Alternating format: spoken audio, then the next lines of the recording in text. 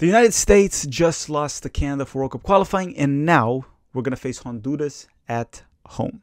Hi, if you're new here, I'm Filippo, and welcome to Tactical TV, and welcome to another match preview. And yes, the white wall is back. For this video, we're going to tell you where to watch the game, what time kickoff will be, any updates that I got to provide for the U.S. men's national team, any updates and important information for Honduras. I will also try to predict Greg Berhalter's starting 11, and maybe I'll provide my score prediction, but since I've been getting that wrong a little bit too much, I might skip that part. But feel free to comment yours down below. For this video, I counted with the help of Honduras FuboTV, providing me some great news and updates for the Honduran national team, which I'll be talking about in this video. Now, I'll be doing the presentation, of course, but a lot of the information was provided by Honduras FuboTV. Give them a follow on Twitter. Before I start the preview, I want to kindly request for you to hit that like button and subscribe to the channel if you enjoy this type of content, and comment something down below for the YouTube algorithm. Just say something down below. And I also want to say that this match is a must win. Next window, we play Mexico away, then Panama at home, then Costa Rica away. It's a very tough window. If we win both of our home games, that will be enough to qualify to Qatar, which means the first one starts this Wednesday, and the preview starts right now.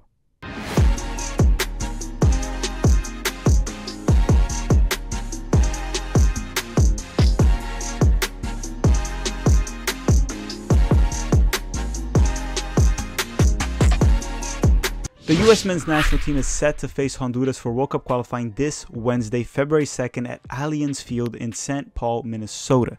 The game is set to start at 7:30 p.m. Eastern Time, and this is going to be a cold one. Yeah, very cold one. So if you're going to the game, please stay warm, or to the very least, try to stay warm. I lived in Buffalo for a while. Dustin has lived in Buffalo for a while, so we know what cold is. If you are in the United States, you may watch this match at Fox Sports 1, Unimás, or 2DN. And you can also watch it here in the channel with us, as we do watch-alongs here in the channel for every single U.S. men's national team match. So feel free to join us at the day as well. Which, by the way, the last match we had over 2,000 people here in the stream at once. Thank you, seriously, from the bottom of my heart. It's really unbelievable all the support you guys have been giving. The last time these two nations faced each other, the U.S. men's national team came to the match desperately needing a win. And it seems like times didn't really change, as we're coming into this game also desperately needing a win. As for the last one, that was our very first camp, and it was the third game of that camp, and we were coming in from 2 draws. In the first 2 games, we tied El Salvador and Canada, which meant if we did not win that game against Honduras, we would have finished the first 3-game window with 2 to 3 points max, and even Greg Berhalter's job would have been at risk at that time. So that game could have very much been strike 3 for Greg Berhalter, which looking at it now, maybe if we lost that game, we would have been doing better now, if that makes any sense. With his job at risk, Greg Berhalter looked at the roster and said, "I'm going to change the way the world sees U.S. soccer." And he shat the bed. Well, at least for the first half he did. Yeah, it was pretty bad. He would go on to fix the mistakes in the second half, but the first one was very, very bad. If you don't remember, that was also the game where Ricardo Pepi made his USMNT debut and pretty much saved Greg Berhalter's job, which now we're paying the price. If my memory doesn't fail me, we started off that match in the first half playing a 3-4-3 formation. Tyler Adams was placed as a right wingback. James Sands and Kellen Acosta were the dual 6s. John Brooks was not having a good first half. Josh Sargent played as a right winger. The team just seemed lost due to the mess that Greg Berhalter created. Everyone seemed lost in the first half for the U.S. men's national team. In the first half ended 1-0 Honduras, and honestly, we got lucky. It could have been a lot more, at least 1 or 2 more goals. And they were also missing their best player, in my opinion, Ellis. As for the second half, Greg Berhalter did have to shake things up, and he did. He made 3 subs right away and changed the formation. Brendan Aronson came in for Sargent at the wing, Robinson came in for George Bello as the left back, and Sebastian Lletget came in for John Brooks. So we were no longer playing with a back 3 for this game. The subs had an immediate impact, with all 3 of them scoring throughout the second half. Anthony Robinson, Brendan Aronson, and Sebastian Lletget, while Ricardo Pepi was able to get a goal as well as 2 assists, and he was involved on the other goal, which the United States would go on to win this match 4-1, a very much needed away win in San Pedro Sula. Now, this was an amazing debut for Ricardo Pepi, and look, I don't mind giving Greg Berhalter credit, as he did adjust at halftime, and we should give credit for that. But let's not ignore the fact that Greg Berhalter was literally just fixing the mess he created to begin with.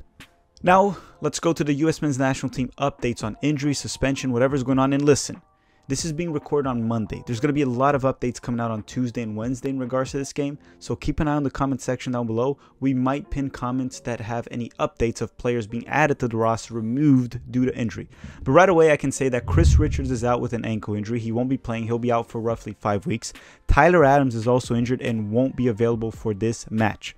Walker Zimmerman remains questionable until Greg Berhalter confirms that he can play. Against Canada, he had some muscular discomfort, and that's the reason he didn't play. But he was on the bench, so I think Zimmerman could be available for this match and probably should start since Chris Richards is not available. Now, with Tyler Adams and Chris Richards out, it is possible that Greg Berhalter could bring 1 or 2 replacements right there, and the most Berhalter-like thing to do in this scenario would be to bring Aaron Long and Jackson Yo. But look, this hasn't happened. I'm just messing with you guys, but it hasn't happened yet. All right, now let's dive in to our opponents. Let's talk about Honduras, their current situation, and why we should or should not fear them. Honduras comes into this match as the biggest disappointment of the Final 8. A team that many, including myself, believe they could fight for a top 4 spot and even make it to Qatar. And currently, they sit in last place in the Final 8, in 8th place. I mean, their current coach Gomez, that actually might leave after this game, has called the current situation dark moments. Now, after making it to the World Cup twice in a row in 2010 and 2014, Honduras is now set to miss it twice in a row. After missing 2018 Russia, they will be missing 2022 Qatar as well.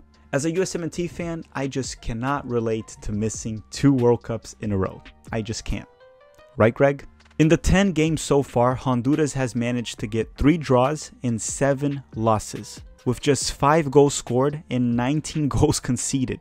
They are literally the worst defense and worst offense out of the 8 nations left in World Cup qualifying in CONCACAF.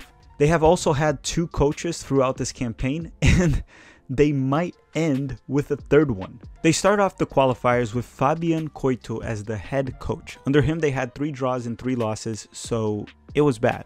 With that, he got sacked, and they went on to hire Hernan Dario Gomez. And things, they got worse. It's been 4 games since Gomez was in charge, and his first camp was back in November. For all 4 games, he has had 4 losses, including an embarrassing 3-2 loss to Panama at home after being up 2-0 for most of the game. So despite them being in terrible form and just having a horrible World Cup qualifying, I am a little bit, okay, more than a little bit worried about this game, especially because the only result that's acceptable is if we win. Now, let me tell you the reasoning or the reasons of why I'm worried. One of them right away is Greg Berhalter, but let me go to the reasons in regards to Honduras. All right, so for starters, they're a team that has nothing to lose, and playing teams that have nothing to lose can be very tricky. It can make a game very easy, or it can make a lot harder than it should be.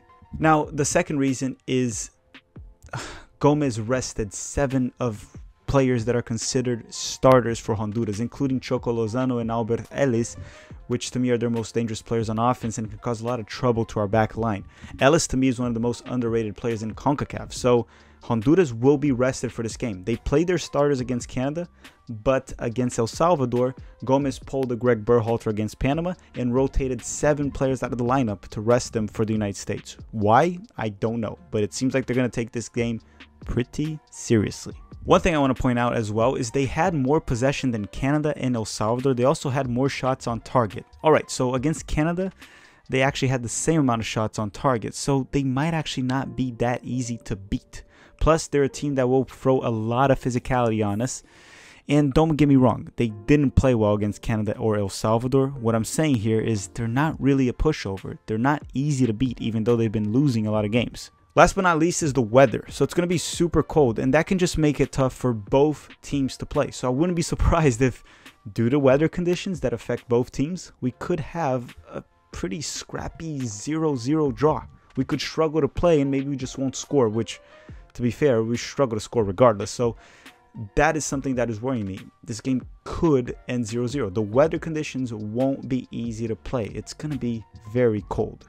And as much as people love to say it'll affect the Honduras team more, you know, there's certain levels of cold when it gets below a certain amount of degrees that it just affects everyone. We're all human beings at the end of the day.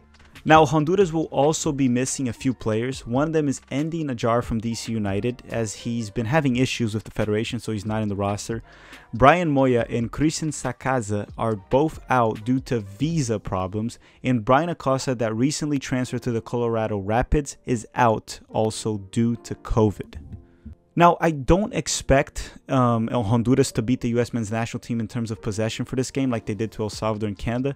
It will be interesting to see if they're going to try to soak up pressure and beat the U.S. in transition, which both are our weaknesses, and Canada exposed us for that. But for all I know, we might just see a Honduras team that is just completely disorganized, like a Sunday pickup team. It's hard to know what to expect from this team, but based off the entire World Cup qualifying campaign, expect a weak side, disorganized, violent at times. You can ask any Canadian about that, but you never know. Yeah, I don't really know what to expect from this Honduras side. All I can say is, regardless of what they bring, there is no excuses, and no results besides a win should be acceptable in this match. A convincing win. Alright, now let's try to predict Greg Berhalter's starting 11 based on the information we have out there. And I think I'm going to get most of it right. And let's start with one thing right away. He's probably, I'm 99% sure he's going to go for 4-3-3 formation once again. With that said, I believe Matt Turner will be the starting goalkeeper with Reggie Cannon on the right. I mean, Serginho Dest did gas out last game, so I think he's going to be on the bench this one. He could come in, but probably Cannon will be the starter. Anthony Robinson will be the starting left back, with Dest being an option off the bench to go there as well, as Robinson did play both games the full 90. The two center backs will likely be Walker Zimmerman and Miles Robinson, assuming Zimmerman is healthy. If Zimmerman's not healthy, then it will probably be Mark McKenzie. The midfield, I expect to be Kellen Acosta replacing the injured Tyler Adams, Weston McKennie, and Yunus Musa. And I know, you might say that maybe Weston and Musa will be rested. I don't think they're going to be, trust me. I think we're going to go with Weston McKennie and Yunus Musa. If someone's going to be rested, it could be Yunus Musa, and then we could see maybe Roldan, De La Torre, or even Leggett. But I think he's going to go with Yunus Musa and McKennie on the dual 8s. As for up top, I fully expect Timothy Weah to start at the right wing, as he wasn't able to play against Canada because he was not able to enter Canada.